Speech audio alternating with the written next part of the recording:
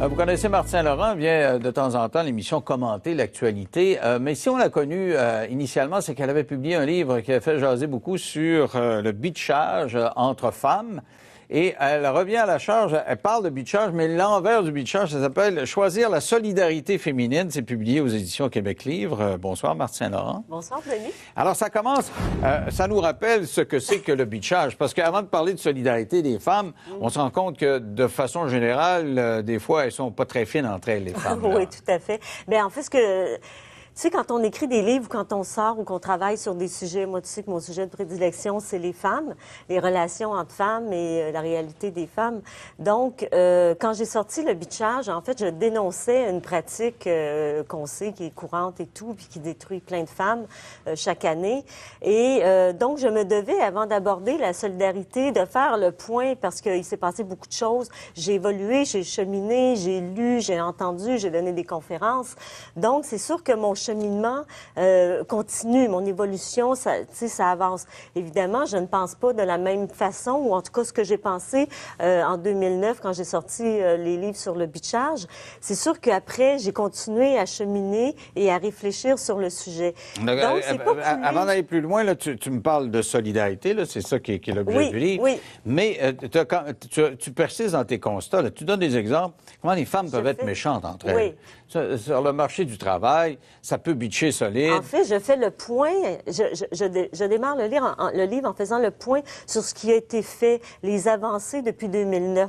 Donc, évidemment, je parle de ce qui s'est passé depuis que j'ai sorti le livre. Donc, des études, des recherches, parce qu'à l'époque, j'étais une pionnière de parler de bitchage. Donc, j'y allais avec sur le terrain. Mais tu te faisais brasser aussi, il y a des féministes qui disaient, non, le chant, ça n'a pas de bon sens. Et t'en parles d'ailleurs des féministes qui te regardaient de haut, qui disaient, non, les femmes, ça peut pas mentir, ça peut pas être méchante. Effectivement, tout à fait, absolument. Mais c'est pour des victimes. Que... non, mais c'est vrai, il y a tout un pan du féminisme. Pas tous les féministes qui pensent comme ça, mais il y a un pan du féminisme qui considère que les femmes sont des victimes. Oui, c'est sûr que quand on s'attaque au comportement des femmes, il y a des féministes qui se lèvent et qui disent, bon, mais tu parles contre les femmes et c'est ça.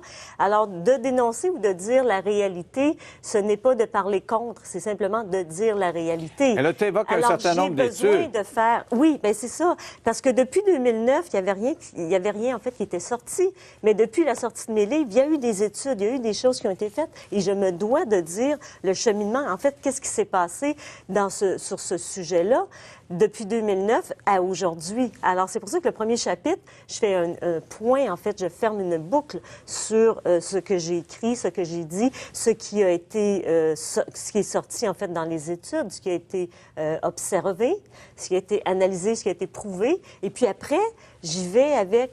Comment améliorer? Si on prenait cette méchanceté-là, cette force-là de caractère, cette passion-là qu'on met pour détruire une femme, lui parler dans le dos, mais si on prenait ça, qui est fort à nous, qui est quelque chose de particulier, il y a un beau bout, là, tu dis... qu'on le faisait, mais de façon positive. C'est-à-dire qu'on met autant de passion pour aider, pour appuyer, pour supporter une femme.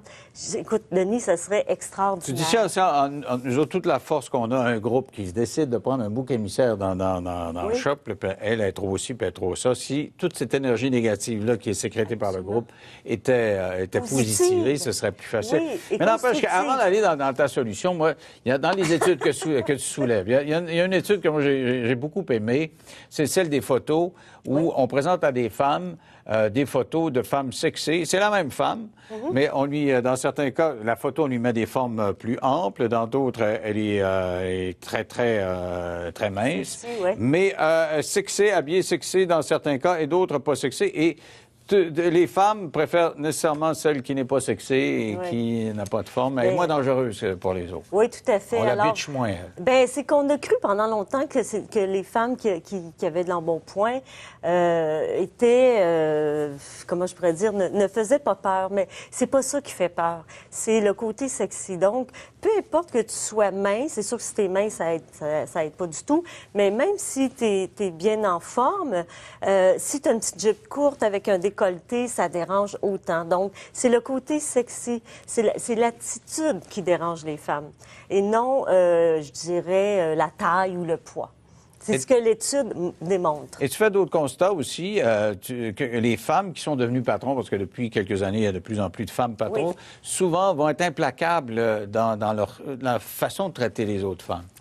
Oui, elles vont être implacables dans la façon de traiter les autres femmes et elles vont être aussi mal perçues parce que ça vient d'une femme. Et ça, c'est un élément qui est extrêmement intéressant et important et qu'on néglige souvent. C'est-à-dire que si un commentaire nous provient d'un homme gestionnaire, nous, en tant que femmes, on va comme le prendre mieux.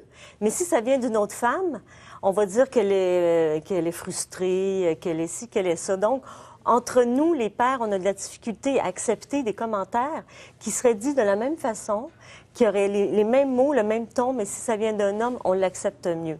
Donc, oui, on est implacable envers nous et notre jugement est extrêmement sévère pour les femmes pour les femmes plutôt que pour les hommes. Alors, on va aller à la pause et au retour, on va parler, parce que tu dis les femmes sont plus sensibles que les hommes. Bon, à cause de ça, il y a tout l'aspect bitchage, mais quand on est dans le bon, alors là, on peut construire davantage. Ah oui, extraordinaire ce qu'on peut faire. Ben, on en parle dans 3 minutes, après la pause. À tout de suite.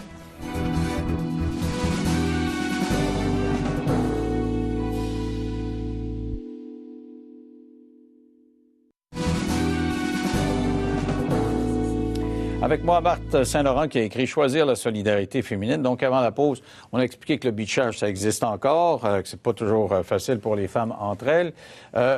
Tu racontes que dans ta progression, dans ta réflexion, depuis la publication de ton premier livre sur le bitchage, ce qui a stimulé ta réflexion, c'est la rencontre avec un tas de gens, dans les salons du livre, un peu partout. Et tu as vu des femmes, entre autres, 2 femmes féministes qui vont te voir puis qui te reprochent tout ça. Tu dis, hey, moi, les femmes, tu me présentes un peu comme des menteuses, puis etc. Et elles te varlopent, elles te ramassent, puis elles finissent par te confier quand même, à la fin, dans les 2 cas, qu'elles ont été membres de groupes de femmes et qu'elles ont été victimes d'intimidation. Absolument. J'ai trouvé ça assez... déstabilisant de me faire avouer ça. Parce qu'effectivement, ce sont des femmes. Puis il y en a une qui c'est une comédienne très connue. Ah ouais? Oui, qui était féministe. Puis elle me dit, moi, Marthe, là, 4 ans, tu m'aurais dit, tu m'aurais parlé de bitchage, je t'aurais dit non, les femmes, puis on se tient, puis tout ça. Puis elle est allée travailler pour un organisme de femmes, pour des femmes battues. Et elle s'est rendue compte que, en tout cas, elle est sortie de là très amochée. Elle s'est fait bitcher, ça. Elle s'est fait bitcher, s'est fait tasser. Et elle a dû faire des thérapies et tout. Puis elle m'a dit, écoute, Marthe, encore aujourd'hui, j'ai de la difficulté à accepter que j'ai été traitée de cette façon-là. Par des femmes. Alors toi, tu soutiens qu'il y a moyen d'améliorer ça avec de la solidarité. Mais la solidarité, ça vient pas tout seul, ça? Non, effectivement. Dans ce livre-là, je dis à qui on peut faire confiance et à qui il ne faut pas faire confiance. Comment observer, comment analyser, comment amener les gens... Écoute, il y a plein d'études, il y a plein de lectures à travers... Donne un exemple d'un milieu de travail. Là. Comment tu fais... là, il y a une bouc émissaire. La madame sexy que le monde n'aime pas. Là. Comment on fait pour ramener ça à des niveaux pour qu'il n'y ait pas trop de bitchage? Comment on fait pour qu'il y ait une solidarité? La femme, en fait, qui est victime de bitchage, doit elle-même s'assumer. Elle doit, premièrement, prendre parti, dire, nommer, au lieu de faire semblant qu'il ne se passe rien. Le principe est toujours le même, c'est de dire, de dénoncer. Et les autres femmes doivent supporter et appuyer. Le problème, c'est que souvent, on a peur que le groupe se tourne contre nous, donc on se tait. C'est toujours la loi d'Oberta de ne rien dire par peur d'eux. Alors, il suffit qu'il y en ait une, qu'il y en ait 2, qu'il y en ait 3, et à un moment donné, l'énergie va changer. Donc, au lieu que le groupe soit contre cette femme-là, c'est que des membres du groupe vont se retirer puis dire non, moi, je trouve qu'elle est correcte, moi. Et en partant comme ça, il y en a une, il y en a 2, il y en a 3, donc on va faire l'inverse. Donc, plutôt d'aller dans le négatif, on va aller dans le positif. Et comme femme... Et le noyau, la femme, en fait, qui partait, parce qu'il y a toujours une personne, la femme qui partait le bal va se retrouver seule. Parce que tu dis que finalement, c'est souvent une personne qui va entraîner. Oui, c'est comme les gangs de rue. Toutes les gangs, ils ont un chef. Une meute, c'est la même chose. Il y en a un. Mais comment tu fais pour entraîner la solidarité?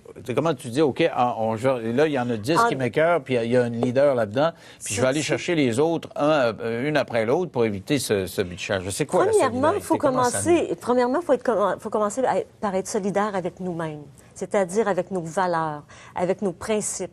Qui je suis, est-ce que je me respecte? Quand je parle pas, est-ce que je suis honnête? Alors, commençons à être solidaires envers nous-mêmes. Est-ce que je suis intègre avec moi-même le plus souvent possible? Par la suite, je le suis avec les autres. Donc, je dis, j'exprime. Je parle, je dis, j'exprime. Si tu ravales, c'est là que c'est dangereux. Ben oui, si tu ravales puis tu le dis pas, puis là, que tu as un groupe qui débarque, en fait, c'est comme ça que ça fonctionne. Donc, on veut pas... On a de la difficulté à s'assumer et quand on le fait de manière agressive parce que ça fait longtemps qu'on accumule. Tu vois, donc le pouvoir du presto. Ben oui, c'est ça, exactement. Donc, au fur et à mesure, on le dit.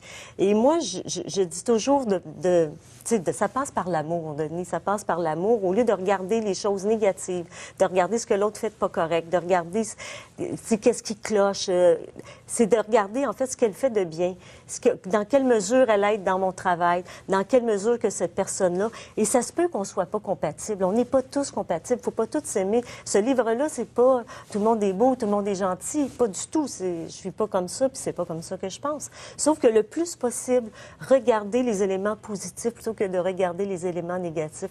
J'avais un ami à un moment donné, puis c'est un peu, en fait, je me suis un peu basée sur cette philosophie-là qui me dit, tu sais, Marthe, c'est vrai, tu as raison que les femmes, vous vous bitchez, puis vous êtes méchantes, puis quand vous acharnez, il n'y a pas de pardon. Par contre, quand vous êtes dans la difficulté, tu sais, si votre chum vous abandonne, bien, tu vas en avoir 3-4 qui vont venir. Vous avez une solidarité que nous, les hommes, on n'a pas.